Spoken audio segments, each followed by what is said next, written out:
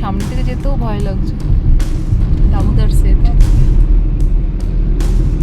Warning, fixed speed camera, limit 80.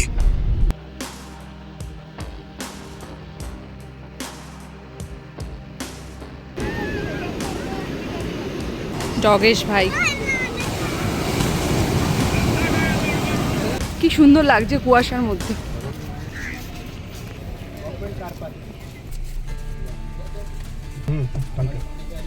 কত টাকা? একদিনে 250 টাকা। ভালো, সেফ, সিসিটিভিও আছে, বেসিক ফ্যাসিলিটিস, বাথরুমগুলো রয়েছে সব। কেউ ভোর ভোর কলকাতা থেকে এলে ঢুকলে এদিকে গাড়িটা রেখে দেওয়া বেটার। এখান থেকে স্বর্গদ্বার মাত্র 500 মিটার হবে। আমরা যাচ্ছি এখন লাগেজগুলো নিতে। আগের ভিডিওতে আমি আপনাদের সাথে শেয়ার করেছিলাম পুরী আসার ভিডিওটা, যেখানে আসানসোল থেকে হোল নাইট জার্নি করে আমরা পুরী পৌঁছেছিলাম, যার ভিডিও লিঙ্কটি আমি শেয়ার করলাম ডেসক্রিপশন বক্সে। এখানে আসার পর আমরা একদিনের জন্য হোটেল বুক করেছিলাম। সকাল সকাল পুরী পৌঁছে একটু রেস্ট নিয়ে 10টা নাগাদ জগন্নাথ ঠাকুরের দর্শন করে ইভিনিংটা পুরো সি বিচে কাটিয়েছিলাম। নেক্সট দিন সকাল 7টা নাগাদ হোটেল ছেড়ে বেরিয়েছিলাম বিশাখাপত্তনমের উদ্দেশ্যে। আর বিশাখাপত্তনমে আমরা কিভাবে হোটেল বুক করেছিলাম 2000 টাকায়, তাও অ্যাডভান্স পেমেন্ট না করে, আজকের ভিডিওতে আমি আপনাদের সাথে সেটাও শেয়ার করব। আর শেয়ার করব কোথায় আমরা ভাইজ্যাগে গাড়িটা রেখেছিলাম। শীতকালের এই কুয়াশা আমরা কিন্তু দুপুর 12টা থেকে 1টা অবধি পেয়েছিলাম।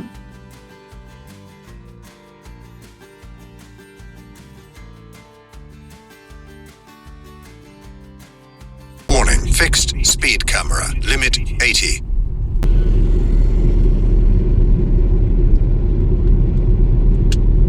Warning, fixed speed camera, limit 50. এই যে উপরে ক্যামেরা লাগানো আছে। কোথাও স্পিড লিমিট 80, কোথাও 50। উড়িষ্যায় বাই রোড চলতে গেলে স্পিড লিমিট মাথায় রেখেই চালাতে হয়। আগেই আপনাদের সাথে শেয়ার করেছিলাম রাডার অ্যাপটা নিয়ে, যেটা আমরা উড়িষ্যা আসার আগেই প্লে স্টোর থেকে ডাউনলোড করে নিয়েছিলাম, যেখানে অ্যালার্ট করে দেওয়া হয় স্পিড ক্যামেরা আসার আগেই। আমরা পুরী থেকে বেরিয়ে গেছি টুয়ার্ডস বিশাখাপট্টনম। তো এদিক থেকে দুটো রোড আছে, একটা হচ্ছে যেদিক দিয়ে কলকাতা থেকে আসে ভুবনেশ্বর ধরার ওইটা, আরেকটা এই একটা রোড আছে যে রোডটা দিয়ে আমরা যাচ্ছি, বাঁ দিকে কেটে যায়। তো এই রোডটাতে আর ভুবনেশ্বর টাচ করতে হবে না, আমরা বাঁ দিকে কেটে গেছি। তো ডাইরেক্ট ওই চেন্নাই হাইওয়েটা, কলকাতা চেন্নাই হাইওয়েটা NH 16 মনে হয়, ওটাই আমরা কানেক্ট করবো ওখানে। আর ওখান থেকে মোটামুটি 120-30 কিলোমিটার দূরেই পড়বে ব্রহ্মপুরটা, যেটা গোপালপুর বলে চিনি আমরা। ভাইজ্যাগ থেকে প্রথম হল্ট মারবো ওই গোপালপুরে আমরা এক রাত স্টে করব, তারপরের দিন direct Gopalpur to Asansol. Highway ওঠার আগে বেশ মনোরম প্রাকৃতিক সৌন্দর্যে ভরা এই রাস্তাগুলো পড়বে। এটা লোকাল এরিয়া। আগের জার্নিতে আমাদের হোল নাইটের ছিল, আর এটা ছিল হোল ডের। User alert, mobile speed camera ahead. উড়িষ্যার মধ্যেই আমরা যেহেতু এখনও আছি, তাই স্পিড ক্যামেরার ভয় কিন্তু থেকেই যাচ্ছে। পুরী থেকে বেরোনোর পরপরই আমরা লোকালিটিতে গাড়ি চালাচ্ছিলাম। যেরকম এক্সপেক্ট করেছিলাম দিনের বেলা ভিড় পাবো, বাট সেরকম পাইনি, আর রাস্তাও বেশ ভালোই ছিল। এবার উঠবো আমরা হাইওয়েতে।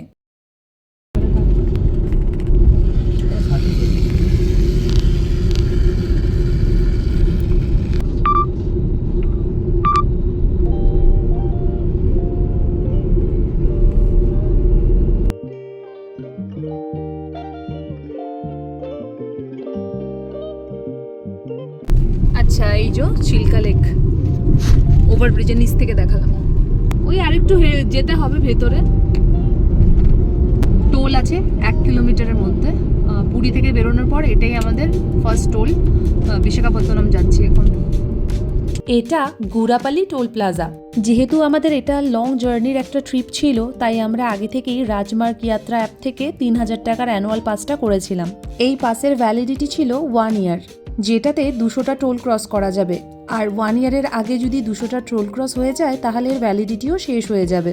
3000 টাকায় 200টা টোল, এটা যারা রেগুলার জার্নি করে তাদের জন্য খুবই ভালো একটা অফার। রম্ভা 5 কিলোমিটার, 40 টাকা করে নারকেল। আমরা 4টে নারকেল নিলাম 150 টাকায়। মালাইওয়ালাও নারকেল সেম টাকাই। হাইওয়েতে দাঁড়িয়েই খাচ্ছি এখন।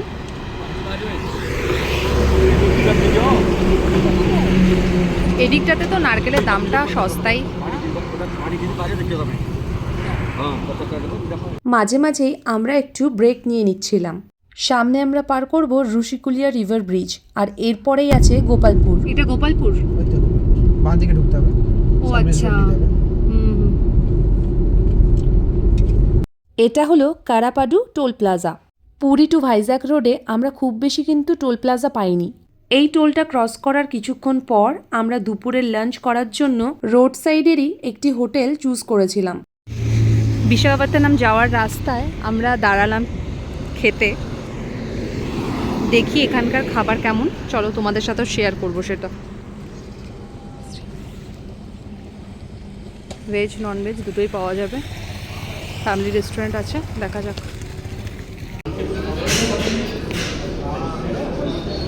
ঠাকুরকে প্রণাম করো। আমরা অর্ডার করলাম মেথি চিকেন বোনলেসটা আর কড়াই চিকেন, আর এইদিকে এগ ফ্রাইড রাইস, আর এইদিকে রুটিটা। মেথি চিকেন, কড়াই চিকেন আর ফ্রাইড রাইস। ছোট ছোট মাংসের পিস দিয়ে মেথি চিকেনটা করা, মানে খুবই টেস্টি।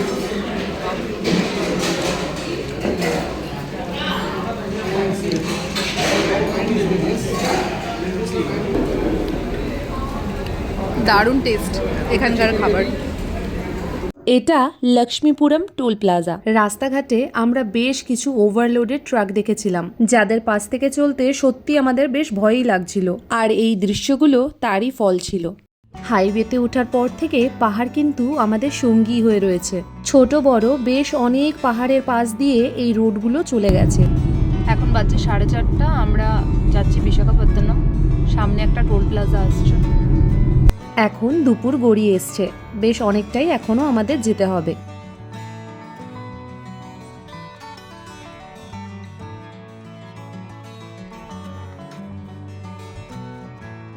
বাপরে, মানে ওভারলোডেরও ওভারলোড। সামনে থেকে যেতেও ভয় লাগছে। দামোদর সেট। 5:30 বাজে।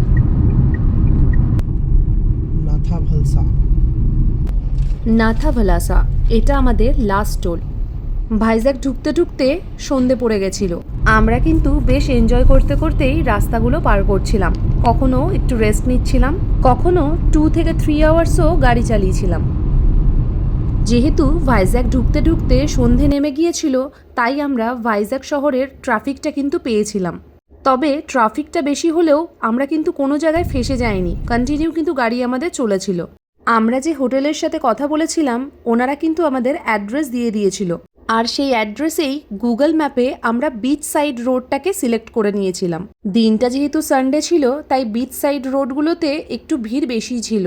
কিন্তু ভাইজ্যাকের রোডে যে একবার গাড়ি চালিয়েছে, তার আশা করি লাইফ টাইম এক্সপিরিয়েন্স এটাই থাকবে।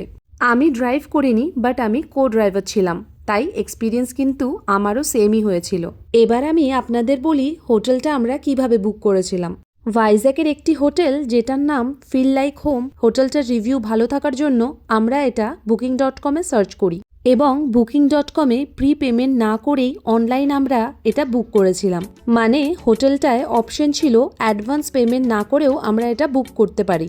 পুরী থেকে ভাইজ্যাক আসার সময় রাস্তাতেও হোটেলের সাথে অনেকবারই কথা হয়েছিল, এবং আমরা যে কনফার্ম আসছি সেটার লাইভ লোকেশনও আমরা হোটেলকে শেয়ার করেছিলাম, এবং এইভাবেই ফিল লাইক হোমের মতো একটা হোটেল আমরা 2000 টাকায় নিয়েছিলাম।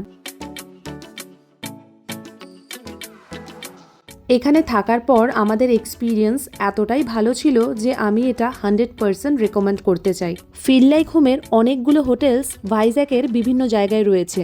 আমরা যেহেতু ডে 1 আরকে বিচে স্টে করেছিলাম, তো সেখানের হোটেলটাতেই আমরা উঠেছিলাম, আর যেটা আরকে বিচ থেকে অনলি 60 to 70 মিটার দূরত্বে ছিল।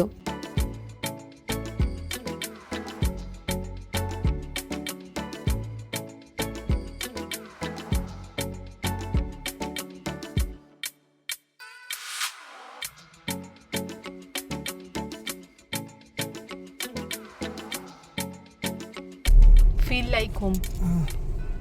নাম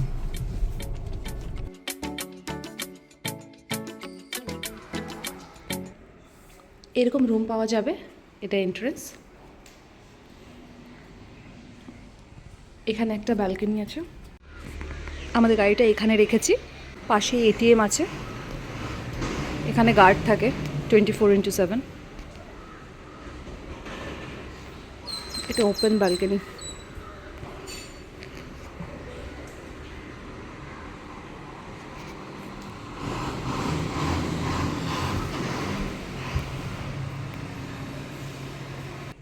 টিভি, সোফা। এটা common room. Common room means এখানে যদি 2-3টা ফ্যামিলিও থাকে, এখানে কিছু রুমস আছে। কিচেনে কিন্তু সব রকমেরই ব্যবস্থা ছিল, মানে আপনি চাইলে এখানে নিজেরাও রান্না করে নিতে পারবেন। গ্যাস, এক্সট্রা বটল জল সব কিছুরই এখানে মজুদ ছিল। এটা একটা বড় রুম ছিল, এখানে ডাবল বেড ছিল, আর ভেতরেই কিন্তু বাথরুমের ফেসিলিটিও রয়েছে। এখানে যে কটা রুম ছিল প্রত্যেকটা রুমের ভেতরেই বাথরুম রয়েছে। আর যেহেতু এখানে আর কোনো ফ্যামিলি সেদিন ছিল না, তাই পুরো এরিয়াটাই আমরাই ব্যবহার করছিলাম। আর এই রুমটা পেয়েছিলাম আমরা। এই যে পুরো এরিয়াটা আপনারা দেখতে পাচ্ছেন, এখানে কিন্তু 15 থেকে 20 জনের মতো আরামসে থাকতে পারবে। এখানে বাথরুমটাও খুব পরিষ্কার পরিচ্ছন্ন ছিল। এখানের যিনি কেয়ারটেকার আছেন, তিনি আমাদের কাছে এই চাবিটা রেখে দিয়ে গিয়েছিলেন।